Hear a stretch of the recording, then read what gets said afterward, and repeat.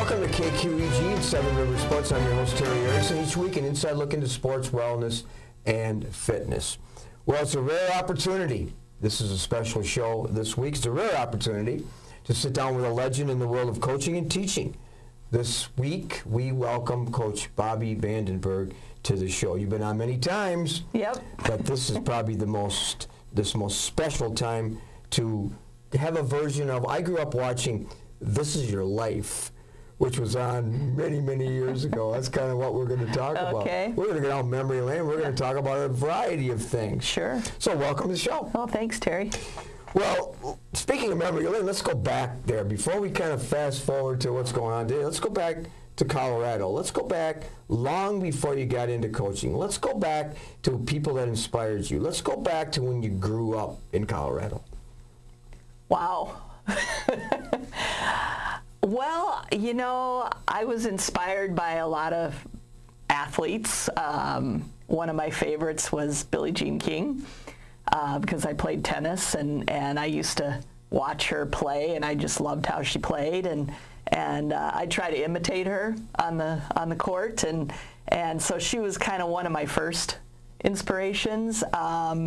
I loved Floyd Little, who was a running back for the Denver Broncos when I was a kid. He was like my favorite player. So I loved his integrity and just anytime they interviewed him, I was listening intently, loved him.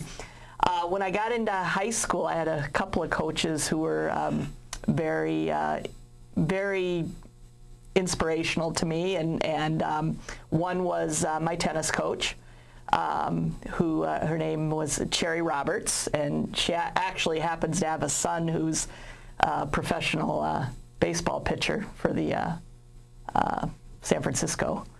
Mark Melanson is her son, but she was very helpful to me, and then my high school basketball coach my senior year was a man named Bob Cortese, and he was probably the most influential person in my life during that time. In other words, they were all inspirational and so on. Billie Jean King, you kind of look a little bit like her, by the way. Yeah. She was an icon that I used to watch play tennis, and wow, I still see her occasionally on TV and in magazines. But your high school coach, he planted a seed that you could be a college player, and then you went on to play at CU? He did. He definitely did. And I think what he liked about me was how competitive I was. I wasn't the most talented player, but I think he recognized my competitive spirit, and he recognized my work ethic, and he happened to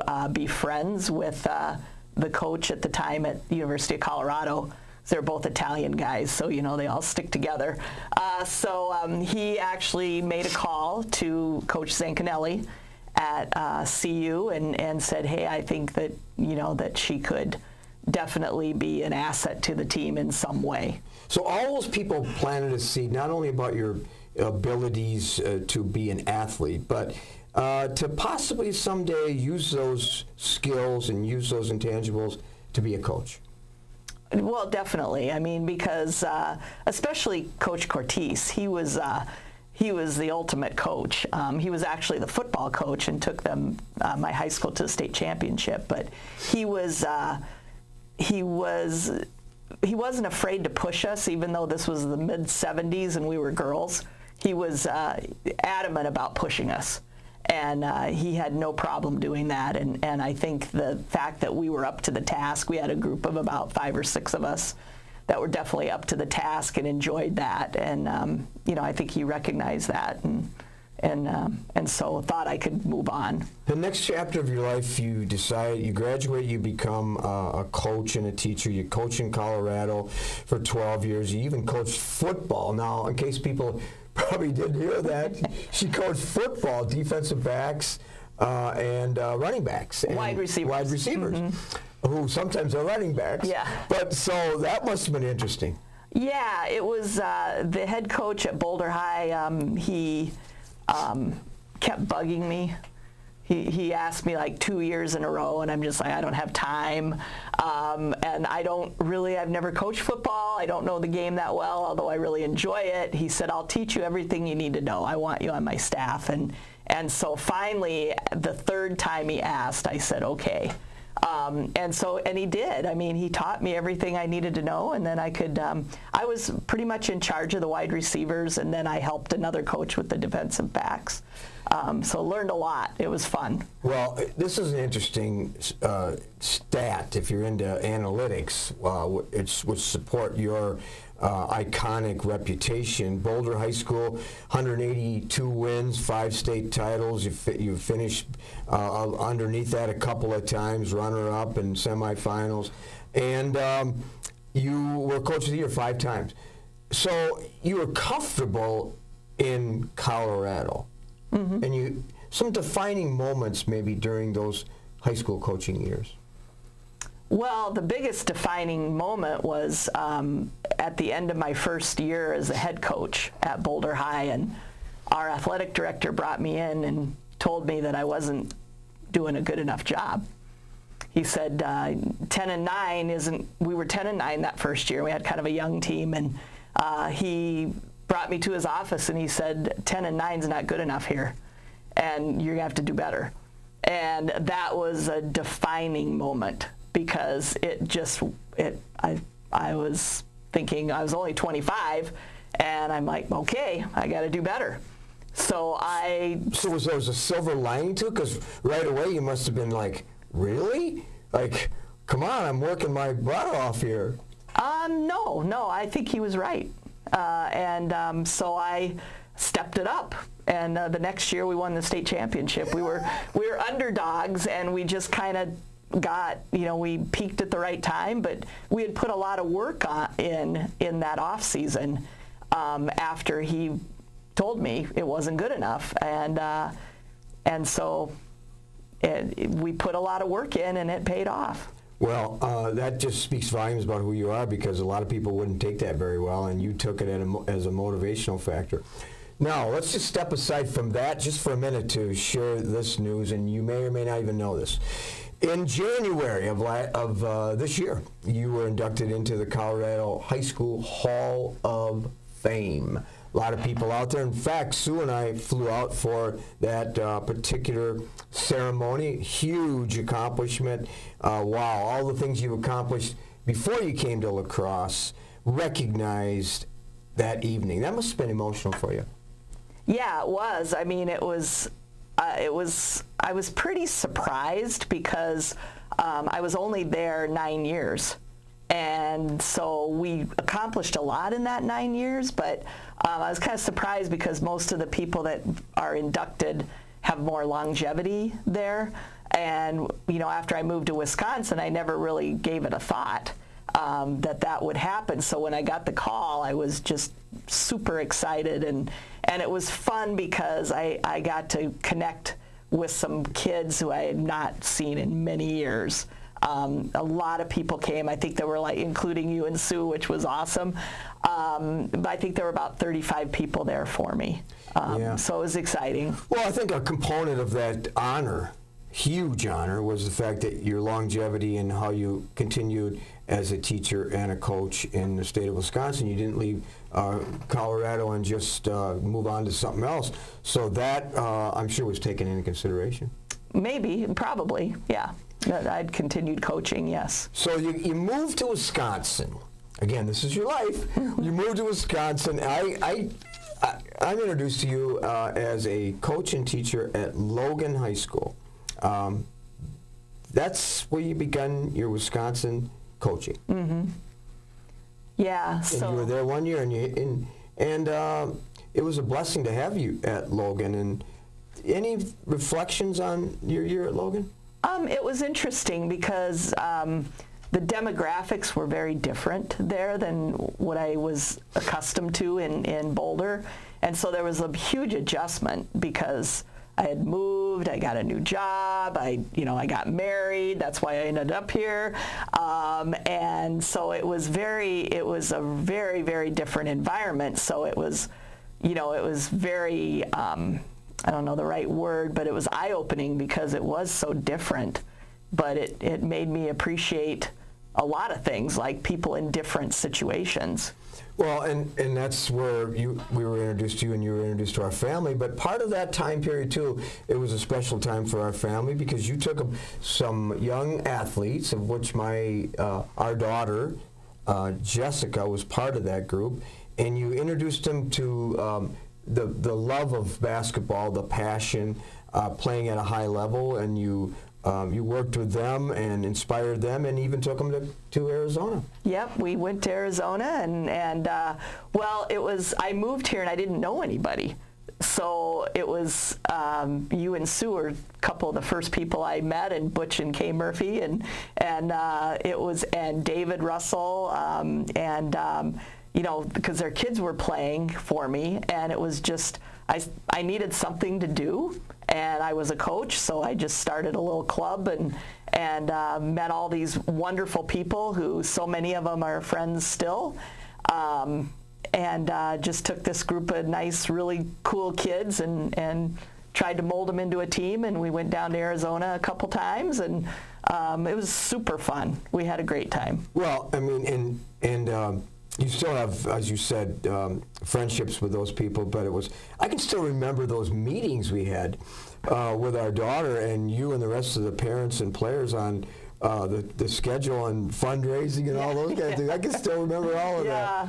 Yeah, we got after it right away. It was well, I'd done some AAU coaching back in Colorado, so I knew what it took, and so it was just second nature to me. So I just said, well, I might as well do it here too. But it wasn't second nature in this area because it was a forerunner of AAU, and it was really the first kind of approach to taking an all-star team. And so that's what I remember very, very well. So when we come back, we're going to take a quick break. But when we come back, we're going to just kind of continue with the life of Bobbi Vandenberg, what she's been doing at Viterbo and the rest of her family and so on. So we'll step aside just for a minute. When we come back, more here on Seven Rivers Sports. With our busy lives, it's a comfort to know that we can still remember loved ones in a traditional way with a monument. Lewiston Monuments in Lewiston, Minnesota has been helping families purchase a monument for over 4 generations. You'll find a large selection of beautiful granite, marble, and bronze monuments, all at competitive prices. And they're a full-service company, so they also do straightening, cleaning, and repair of monuments. Stop in or call for a no-obligation consultation, or visit lewistonmonument.com for more information. At Schneider Heating and Air Conditioning, we have assembled a championship team who listens to what your needs are. We install carrier comfort systems that improve the comfort, efficiency, and the air quality of your home and workplace. We serve you with highly trained technicians who are prompt, friendly, and honest. For Gold Star treatment, turn to the experts, Carrier and Schneider Heating and Air Conditioning. Schneider Heating and Air Conditioning, your comfort is our business. Welcome back to Seven Rivers Sports. Again, special show this week. We are talking with Bobbi Vandenberg, the recently retired head women's basketball coach at Viterbo University. When you look at what you were doing, what you did at Viterbo, MCC Coach of the Year 3 times, 312 wins, which I didn't know this until I did some research. 15th in all-time wins in NAIA and Division II, so you're the top 15. You had a great season. I remember this very well in 2000, 2001. You went 30-5 and NAIA National Tournament bid. So you had a lot of success. Let's look at some defining moments in your 25-year career at Viterbo. Well, I think the first one was in my 5th year, because when I took the job, I said, I told myself that I would go 5 years. And if we couldn't get something going in 5 years, we probably weren't going to be able to. And in the 5th year, we went 25-5, and we achieved our first national ranking ever. At the end of the season, we were ranked number 23. We had our first win over St. Ambrose, which was, St. Ambrose was sort of the, that team that sort of sets the bar in our conference. So we ended up, we beat St. Ambrose that year. We ended up second in the conference, and we had a couple of wins over Grandview, I believe, and they were the other team that kind of set the bar in our conference. And so I thought that was really the defining moment. We had some terrific players on that team. Beth Fossick was our leader, point guard from Holmen. So I think that was really it. And we just missed the national tournament, which was disappointing, but we were right on the cusp. We missed an at-large bid, I think, by one spot. Well, you had a lot of success with the way you handled your athletes, too, and we're going to talk about that. But before we do that, an update on Patrick and Molly, and I know I'm just assuming that your family and your husband, Joe, who's a retired physician, were all maybe like, Mom, I'm glad you're doing that because you need to take a little bit of a break in terms of your retirement. Yeah. I think so. They're all supportive of me no matter what. So they all just kind of let me do what I want to do. But yeah, I think they were all supportive. Either way, they were going to support me. Well, your family is very important to you. We talked about your husband retired, but give our viewers an update on Patrick and Molly. Patrick is just finishing his master's degree at Texas A&M, and will be starting a job in January with Halliburton. So he's on his way to being independent, and my daughter Molly is in her 4th year at Pepperdine University in California. Good. And so I know you're going to Pepperdine sometime in next the near week. future. Yeah, next week. So, well, good. I'm going to surprise you with a couple of things, and I'd like your brief reaction to them. I talked to some people about the legacy Bobbi Vandenberg left at Viterbo after 25 years. Coach Latva said the most organized and passionate coach he's ever worked with, brought professionalism and loyalty to the program, remains loyal with current and former players. Thought? It's a real compliment, because I don't know if I'm always the most organized, but I try. But loyalty, absolutely, and the alumna from Viterbo are some of the absolutely the most important people in my life. Speaking from personally and from other officials who I've talked to recently, said this about Bobbi Vandenberg: she challenged us to get better, but always treated officials with dignity. I tried. I think I probably lapsed on that a couple of times, but for the most part, I felt like, it has to be a mutual respect thing, and I got better over the years. I think I definitely, there were probably, I had to grow in that way, because I'm so competitive, but I think for sure over the last 10 years, I've tried to be very respectful to officials, and it's kind of a two-way street there. Yeah, and you have. Alyssa Ogan, who's a friend of ours, family friend, and played for you in the All-Star team, back with our daughter Jessica. She said this about you: you instilled compassion, you instilled commitment, passion, discipline, and all those things, and she has fond memories about you as her coach. Yeah, I mean, Alyssa, I still keep in touch with her because she lives in Denver, so I get to see her when I go visit back there, and terrific, young woman, and I really appreciate those comments. Sandy Hodfed, who I know real well, coached her son, John. She was a support staff at Viterbo for years. She said this: lucky to have you at Viterbo, Bobbi, and enjoyed having you as a friend. She was a big part of the Viterbo success story before she retired. Yeah, Sandy and I, her office was right across from mine, so we got to, chat a lot. We went out to lunch a lot, and really enjoyed and still do really enjoy my friendship with Sandy, and it was fun when John was playing at Viterbo too, because we could kind of cheer him on together. Exactly. Yeah. And finally, Darcy Remke-Coddington, remember her? Said this about you, Coach, that you made lifetime impressions with her and others. You changed her. You taught her courage and character and enthusiasm and kindness, and you contributed to the school and women's basketball forever. That those kinds of qualities will resonate as long as Viterbo is a university. Pretty lofty compliment. Yes, very much, yeah. It's been fun keeping in touch with Darcy because she's a very successful woman, went on to pharmacy school, was a great player for us. You know, and it's been really cool keeping in touch with her because she's got two sons who are both pretty good basketball players. So you had success as a coach. How, when you reflect back on it at your coaching years, how did you measure success as a team and individually with your players? Well, I'm a big fan of John Wooden and the things that he taught, and I think it always comes back to his definition of success, which is that you do your best basically to be the best that you can be. And that may not be a champion every year, but if you you know, if you work as hard as you can to get the most out of what you have, then you are successful. And so, like I said, not every year you're going to win a championship, but if your team gets as close as possible to reaching their potential, then you've succeeded. You said in the paper when you retired that you will always be proud of the fact that you have been called Coach V.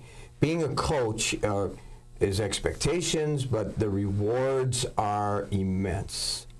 Yes, they are, no doubt, because you're in an environment where it's measurable, which makes it much more difficult. When you're in a lot of jobs, it's harder to measure your your success, and I mean, as a teacher, I always felt like I was very, very good. I felt like I was a great teacher, but how do you measure that? You really can't. But in coaching, sometimes you're judged on wins and losses, and that's not always the true measure. But I don't know where I'm going with this, but I just I felt like with coaching, if I felt like my team worked hard all year, stayed motivated, and continued to stay motivated regardless, I felt like we were successful. You asked how you measure success. Well, you measure success by what I shared with you on quotes from people that played for you and worked for you, and that is perhaps your legacy. Possibly.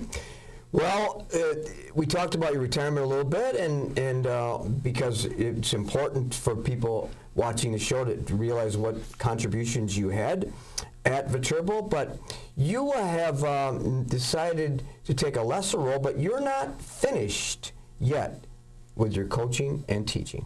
No, I am not.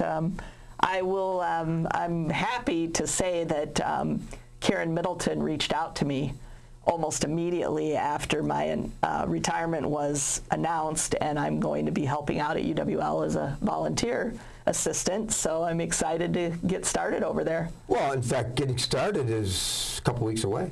Right. Well, actually, we've already started, not practice, but we've started with just meeting and her teaching me what she wants and telling me what she wants from me, and we've had some really good meetings already. Well, I talked to Karen recently, who's a friend of mine, and I said, boy, you're blessed with getting an assistant coach to the quality of Bobbi Vandenberg, and the similarities between your style of coaching where you're upbeat and you motivate and you're enthusiastic and you have all kinds of energy with your athletes, and hers is really incredible. And her culture that she is creating, very similar to the culture you created in 25 years at Viterbo. So I see a lot of similarities. Yeah, I think we're going to work really well together. I've really admired what she's done in 2 short years at UWL, and really like, how they play, and so far I think we mesh really well, and I'm there to help with anything she needs me to do. Yeah. Well, I told you this is going to be a special show. This is the life, not that she's going anywhere, but this is the life of Bobbi Vandenberg throughout her decades of coaching and retiring from Viterbo, but moving on. It's been fun to kind of look back at your life, and we wish you the best. And we all also want to thank you for your contributions, immeasurable in many, many ways, not just coaching at Viterbo through those 25 years. So it's been a pleasure to have you on the show. Thank you, Terry. All right. Yeah. Well, we'll be back and talk about some football highlights right after this. At Schneider Heating and Air Conditioning, we have assembled a championship team. Who listens to what your needs are. We install carrier comfort systems that improve the comfort, efficiency, and the air quality of your home and workplace. We serve you with highly trained technicians who are prompt, friendly, and honest. For Gold Star treatment, turn to the experts, Carrier and Schneider Heating and Air Conditioning. Schneider Heating and Air Conditioning. Your comfort is our business. When you're faced with the decision of selecting a monument to honor someone dear to you, call Lewiston Monuments for a no-obligation consultation. Lewiston Monument is a full-service monument company, serving families in Iowa, Minnesota, and Wisconsin for over 4 generations. You'll find beautiful granite, marble, and bronze memorials, all at competitive prices. Their experts can help you design the perfect and unique memorial. Lewiston Monument. Call today or on the web at lewistonmonument.com. Welcome back to Seven Rivers Sports. I hope you enjoyed our interview with Coach Bobbi Vandenberg. She left quite a legacy at Viterbo University. Well, Carl and I were in West Salem on Friday for the first round of the playoffs. The Panthers hosting Baldwin Woodville from the Middle Border Conference. The Blackhawks took an early lead on a 24-yard field goal from all-conference performer Robert Crowley, 3-0 after 1. The West Salem offense caught fire in the second quarter. Star senior running back Brendan Holt on a 5-yard run, followed by a 2-point conversion. Senior quarterback Joe Wopat to senior Brandon Lunn. Then Holt exploded for an 87-yard touchdown, running away from the Baldwin Woodville defenders. 14-3 at half. West Salem could not find the end zone in the second half. In the third quarter, Andrew Bishop hauled in a 31-yard pass from quarterback Ross Romhild. On to the fourth quarter, Robert Crowley on a 40-yard field goal, and Andrew Klopp a 9-yard run to finish the scoring. Senior Andrew Klopp finished with 153 yards, while Brendan Holt finished his spectacular career with 193 yards and well over 1,000 yards in his 4-year career. West Salem ends the season with a 6-4 record, while the Blackhawks move on in the playoffs, traveling to Northwestern on Friday night, kickoff at 7 p.m. Art and Rick traveled south on the interstate to DeForest as the MVC champ Holmen would take on those Norskies. The teams traded TDs in the first quarter. Trey Schrader, a 4-yard run, and the Vikings' Ryland Wall, a 1-yard run. 7-6 DeForest after 1. The Norskies would score 2 times in the second. Schrader again on an 11-yard run, and then Evan Armstrong from 4 yards out. Andrew Fisher caught a 28-yard pass from Wall, 21-13 at half. Again, the teams traded touchdowns in the third. Schrader, his third touchdown from 13 yards out, and Wall an impressive 16-yard run off the read option. DeForest 28, Holmen 23 after 3. Wall found Fisher again in the fourth from 26 yards out, but Schrader ran again for a touchdown from 1 yard out and the win. Kevin Cable had 18 carries for 100 yards, while Wall was 10 for 15 for 175 yards, and Andrew Fisher caught 3 passes for 78 yards. Holmen had 377 total yards, but fell to the Norskies by a score of 35-28. The Vikings end the season 6-4, while DeForest moves on to play number 1 seeded Waunakee on Friday night. We also continue to broaden our list of guests and topics. So if you have a thought here for Seven Rivers Sports, contact us here at the studio. Check your local listings as we continue to bring you Nights of Thunder Racing every Thursday and every Sunday night at 7 p.m. That's it this week on Seven Rivers Sports. I'm your host, Terry Erickson, hoping that you will have an active and a healthy week ahead.